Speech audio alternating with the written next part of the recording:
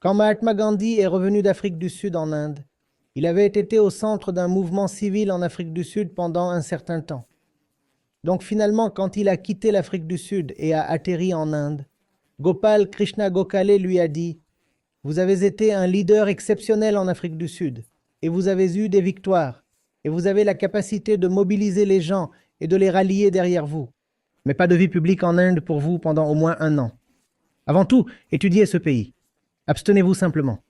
Observez, regardez, voyagez, apprenez. » Gandhiji considérait Gokhale comme son maître et suivit son conseil.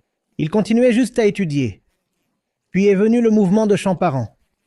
Ce n'est pas qu'il avait consciemment choisi d'être à Champaran. C'était aussi un genre d'accident. Mais alors, quand vous êtes prêt, des accidents très solennels vous arrivent. Même accidentellement, les bonnes choses peuvent vous arriver.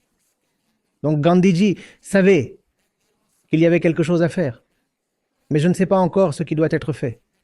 Alors il lisait, il rencontrait des gens, il voyageait beaucoup. Il étudiait le paysage indien. Puis l'accident est arrivé. Quelqu'un d'un village perdu, un district du Bihar, est venu le voir et l'a suivi en disant « Une telle chose se passe là-bas, et nous avons besoin que vous veniez nous soutenir et défendre nos droits. Les maîtres britanniques nous demandent de force de cultiver de l'opium sur 15% de nos terres, et c'est de l'exploitation. Vous comprenez? Si vous êtes sérieux à ce sujet, que feriez-vous? Vous feriez ce qu'il a fait. Vous liriez, vous rencontreriez des gens, vous voyageriez, vous observeriez.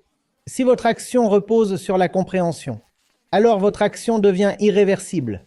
Mais si votre action part d'un point faible ou superficiel, alors une telle action n'a pas d'élan. Elle n'a pas de durée, car elle manque en réalité de sincérité.